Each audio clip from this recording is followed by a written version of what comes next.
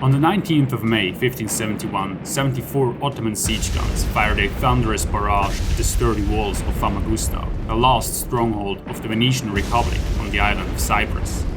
An invasion army of almost 100,000 men, led by the experienced Lala Mustafa Pasha, had already taken the inland capital of Nicosia and by now had been camping outside Famagusta for more than 8 months.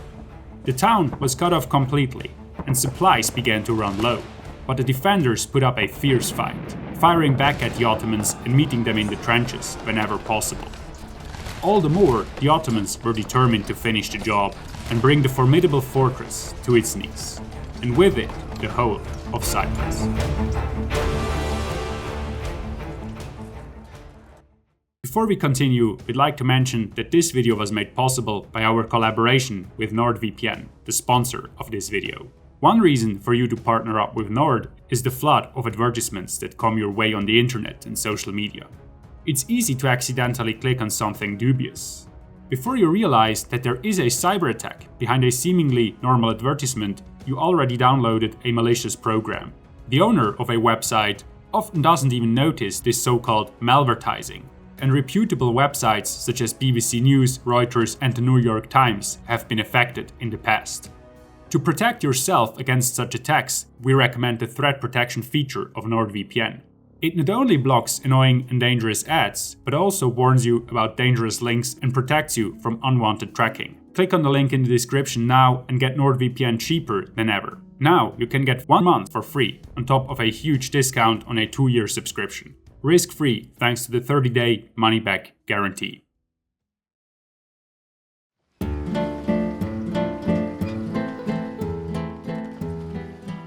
In March of 1570, a messenger read the following words to the Senate of Venice. "We demand of you Cyprus, which you shall give us willingly or perforce. And do not awake our horrible sword, for we shall wage most cruel war against you everywhere. Beware, therefore, lest you arouse our wrath." With this ultimatum, Sultan Selim II broke the long-lasting peace between the Ottoman Empire and the powerful city-state of Venice. The two had been at peace for almost a quarter of a century, and only recently, in 1567, the peace had been renewed. But like his father, Suleiman the Magnificent before him, Selim pursued an expansionist policy. Suleiman had secured control of much of the Mediterranean.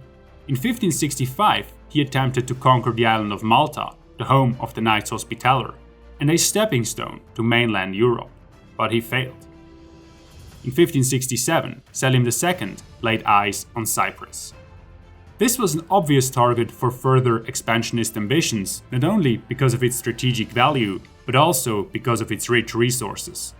However, Cyprus had been under Venetian rule for almost a century, and it was one of the major overseas possessions of the Republic. Venice would clearly not just cede Cyprus. When Selim ended his campaigns in Hungary and made peace with the Emperor Maximilian II in 1568, he was free to devote all his resources to his new enterprise, and he indeed made it his priority. He built up his navy, mustered additional troops, and sent an embassy to Cyprus, an exploratory mission poorly concealed as a courteous visit. This agitated Venice, although the Sultan's intentions really only became fully clear when he informed the Senate that he considered Cyprus to be historically part of the Ottoman Empire and demanded its return. Venice still hoped to avoid war, but immediately began to prepare for the worst. The Republic sent reinforcements to the island and appealed for help to the Pope, King Philip II of Spain, and various other princes of Europe. When the aforementioned ultimatum reached Venice in March of 1570, there remained no doubt: the Ottoman Empire would go to war. According to the historian Caroline Finkel, this was the only occasion the Ottomans would break a peace treaty in the 16th century. The war Venice wanted to avoid for so long was finally here.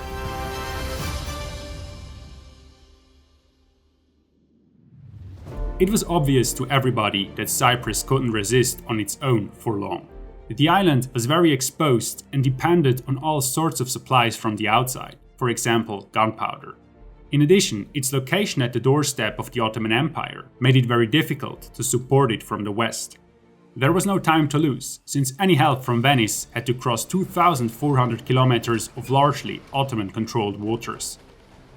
The freshly appointed Captain General of the Sea, Girolamo Zane, immediately set out with a fleet of 70 galleys, while the Senate did his best to gather money and men. However, the response from the states Venice had appealed to for help was not very generous.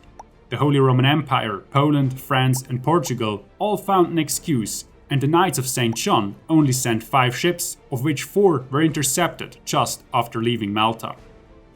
Only Pope Pius IV and King Philip II of Spain offered real support. Pius equipped 12 ships, and Philip promised to send the Genoese admiral Gianandrea Doria with a fleet of 50 ships. However, he also instructed his commander not to intervene and let the Venetians do the fighting. Venice itself produced a war fleet of 150 ships, of which 125 were galleys. Due to a misunderstanding, the Captain General of the Sea, who was 79 years and very old for his post, waited for the Spanish and Papal squadrons at Zara.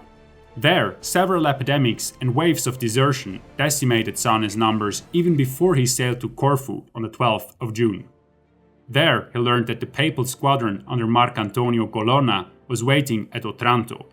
Gianandrea Doria, on the other hand, had simply remained in Sicily, claiming he had no orders to go any further. A Genoese, Doria had no love for the Venetians, and of the 49 galleys he commanded, 12 were his own property. It took the Pope's personal intervention for him to finally set sail. He reached Otranto on the 20th of August. It again took quite a bit of persuasion on the part of Colonna until Doria submitted to his command and followed him to Crete, as had been previously agreed. In the meantime, the Ottomans had finished their preparations. On the 27th of June 1570, a vanguard of 22,000 infantry and 12,000 cavalry with an extensive artillery train boarded some 150 ships and set out for Cyprus. This force was led by 2 experienced commanders, the same commanders, in fact, who had led the attack on Malta 5 years earlier. Lala Mustafa Pasha was in command of the land forces, Piale Pasha, as principal aide of Grand Admiral Muezzinzadeh Ali Pasha, commanded the navy.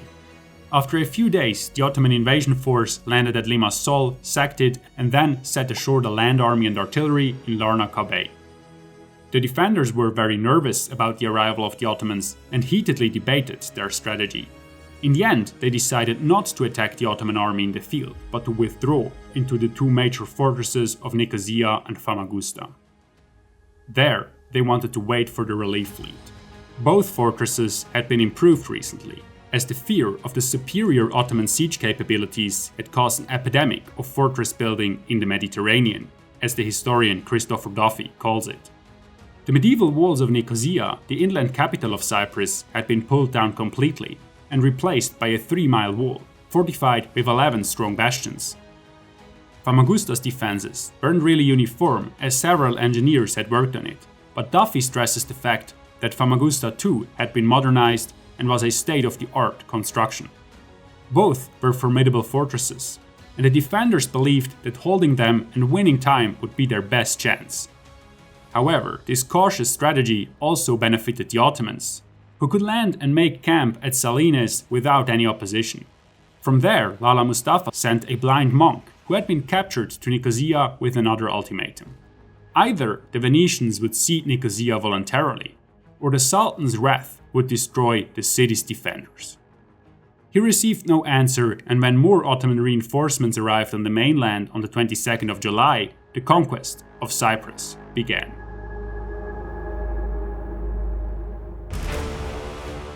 When Lala Mustafa and his army arrived at Nicosia, they numbered some 70,000 men.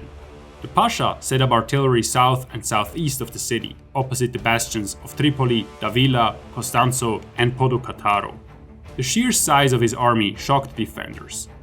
Their commander was the lieutenant Niccolo Dandalo, a man not suited for this task at all. He switched back and forth between frenzy of activity and petrified paralysis. He was such a bad leader, in fact, that suspicion arose he was under Ottoman pay. Dandalo's biggest fear was to run out of gunpowder, so that he rationed it right from the beginning, or as the historian Kenneth Seton, an expert on Ottoman-European relation, puts it, quote, "He had in miserly fashion doled out gunpowder to his bombardiers as though it were gold." End quote. As could be expected, the attackers made good progress. Within weeks, they had driven the siege trenches to the walls, installed breaching batteries, and exploded several mines. Despite all this, the defenders held out successfully against 14 waves of all-out infantry assaults branding against their walls.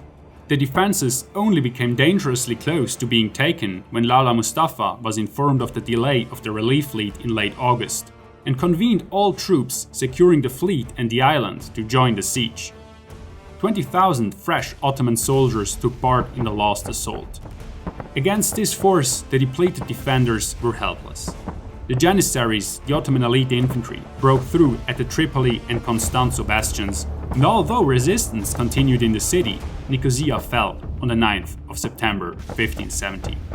Dandolo, hoping to negotiate special terms, came out of his hiding in the palace, but was beheaded by an Ottoman officer before he could plead for mercy. As was customary in all sieges of the time period, Nicosia was sacked for 3 days after its surrender.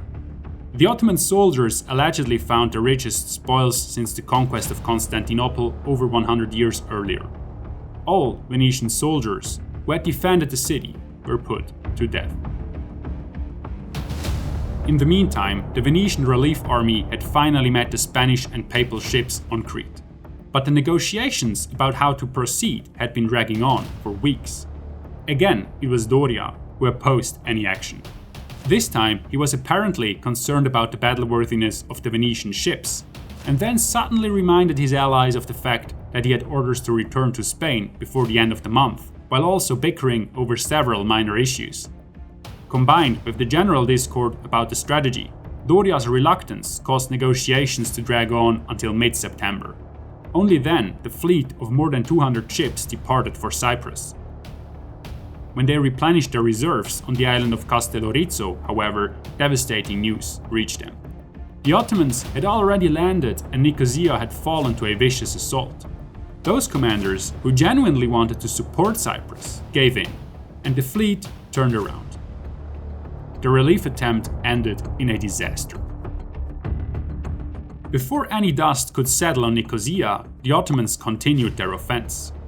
They sent a message to Famagusta informing its defenders that all soldiers in Nicosia had been cut to pieces, and that the same fate was awaiting for them if they were not going to give up their town. At first, the people in Famagusta doubted that the formidable fortress of Nicosia really had fallen that quickly. But when Dandalo's head arrived in a basket some hours later, people got the message. Their shoulders would be relieved of some weight next.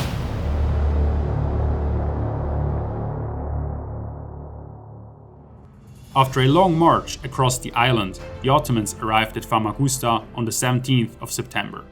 Lala Mustafa knew the town would be a tough challenge. About 8,000 experienced men defended it, and this time they were led by very capable leaders, namely Marcantonio Bragadin and Astore Baglioni. They were supported by a formidable militia of about 2,200 men and had prepared their defenses very well. When the Ottomans arrived, the siege began at once.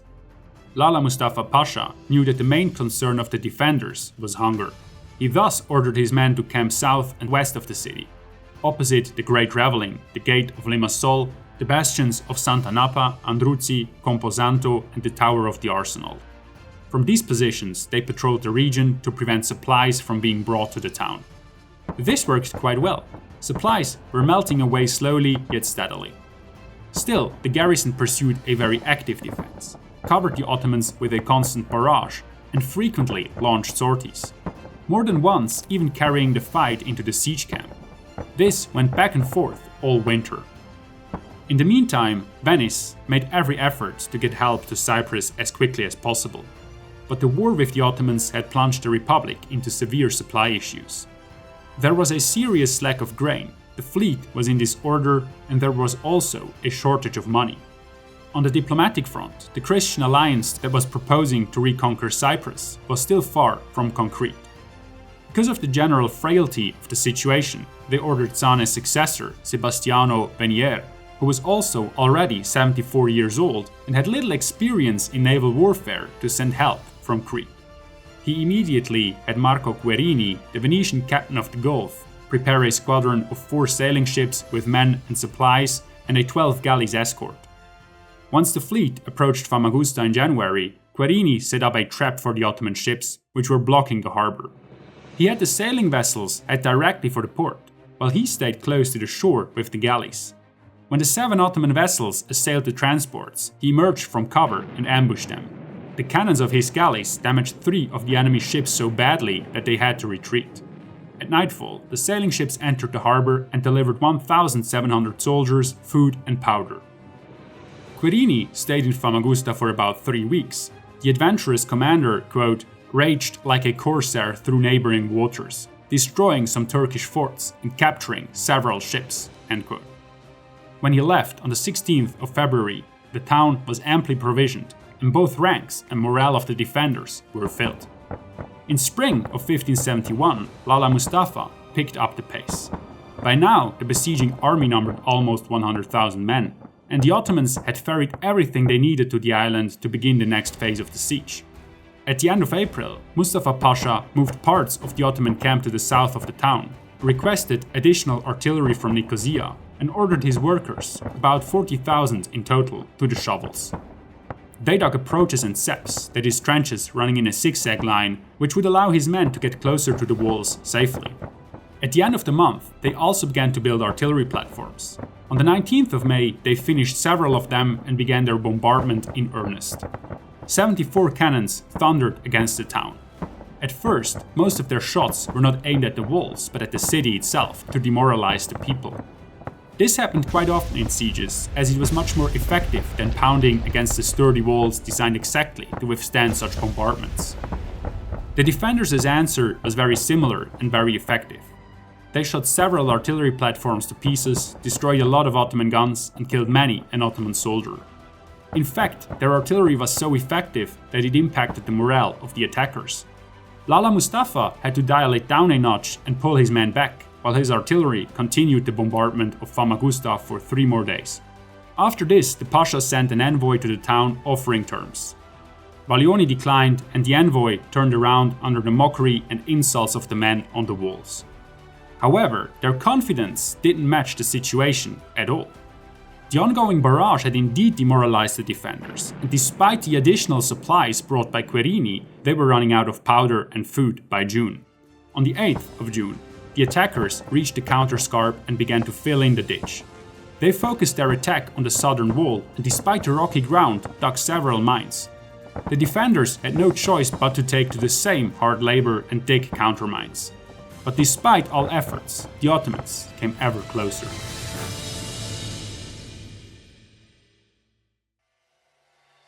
The first major assault came on the 21st of June, when the Ottomans exploded a mine under the tower of the arsenal. After the explosion, the Janissaries assailed the resulting breach for more than 6 hours. The defenders held them back thanks to the fact that they were defending a bottleneck, but the fight wore hard on them. By now, the townspeople were starving. All cats, dogs, donkeys, and other pets and working animals had been eaten. Only mice, snails, and some fish caught from the tainted water of the harbour were left. In addition, hope for relief was petering out. The Ottomans gave them no break. On the 29th, they blew up a part of the Ravelin and attacked it. Amidst the ruins, the defenders fought bravely, and again threw the attackers back. Lala Mustafa was consternated by the bad performance of his men, and again had them rest, while his artillery put up a dense barrage to further weaken the town, now from new platforms, just outside the ditch. This time, the fire focused on the walls, especially the parapets. On the 9th of July, the third assault finally brought some degree of success.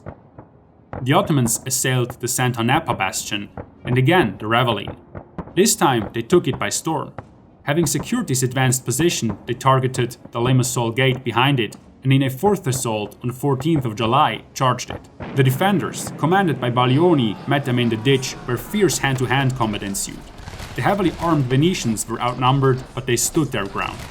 The Janissaries, armed more lightly but battle-hardened, assailed them mercilessly. Meanwhile, the miners of Famagusta used the distraction of this battle to make the finishing strokes on a countermine under the Ravelin. When it blew up, it destroyed what was left of the structure and killed about 400 Ottoman soldiers who had taken position on the ruins. Nevertheless, the Ottomans kept up the pressure and exploded additional mines during the next days. They rebuilt the Reveille, installed a breaching gun right on top of it, and built a huge artillery platform opposite the tower of the arsenal. Within the city, every hand was struggling to keep together the crumbling defenses and put out the fires set by the attackers. All but hope was running out fast, and hope was fading too. A mere 500 professional soldiers were left. The militia had been decimated, and the survivors deprived of sleep and food. When Lala Mustafa again invited the Venetians to capitulate on the 22nd of September, Bragadin called a council of war. The deliberations were characterized by the thought of the massacre at Nicosia and the fact that the defenders no longer had the means to maintain themselves. They certainly didn't take the easy way out, but surrender was their only option. Unfortunately, they didn't manage to contact the Pasha. They had taken so long to make a decision that the next assaults were already incoming. It would have been insane to send an emissary through the thick of battle. The latter was handed over only after 3 additional attacks in a tunnel under the tower of Camposanto, where an Ottoman mine and countermine were so close that one could talk to the enemy. On the 1st of August, a white flag flew over the walls of Famagusta, after all.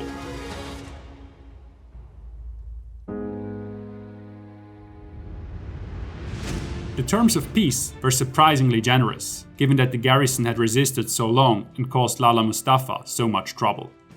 The defenders were granted safe conduct to Crete and were even allowed to leave under arms with flying colors. This also went for the natives of the island, who had the choice of leaving or staying and keeping their property. On the next day, preparations for handing over the city began. Those who wanted to leave gathered their belongings and embarked on some galleys made available by the Pasha. According to Kenneth M. Seton, at this point, many Ottoman soldiers had already entered the town to plunder, and it was a mere formality when Bragadin and Baglioni set out to hand over the keys to the city. Lala Mustafa welcomed the embassy courteously, but then came up with a request not agreed on in the capitulation. He wanted hostages to guarantee that his ships were returned to him after taking the Venetians to Crete. In addition, he accused the Venetians of having betrayed him. Bragadin and Baglioni, denying both his requests and his accusations, tried to soothe the increasing anger of Lala Mustafa in vain. The situation escalated, and the Pasha ordered the embassy to be arrested and had their escort killed on the spot. Then he had the ambassadors executed one after the other, except for the native Cypriots and Marcantonio Bragadin. The Venetian soldiers who had already embarked were put in chains and led away as galley slaves. But the worst fate had been reserved for Marcantonio Bragadin. He was tortured and then flayed alive on the main square. Only when the executioner reached the waist did the poor man finally expire. With Famagusta, the whole of Cyprus fell to the Ottomans. Lala Mustafa, who knew something was in the making in the west, worked day and night to restore the defenses. And indeed, the efforts of the Pope and Venice had finally achieved something. After months of tedious negotiations, they had found an agreement, and in May of 1571 formed an alliance with several major Catholic powers, the Holy League. The intention was no longer to just relieve Cyprus, but to jointly face the Ottoman threat and stop their seemingly unstoppable advance westward. When Famagusta fell, the Holy League was already preparing to get back at the Ottomans. At the end of August, a fleet of more than 200 ships met at Messina. Soon, it would confront an even larger Ottoman armada in what is probably the most famous sea battle of the early modern period, the Battle of Lepanto.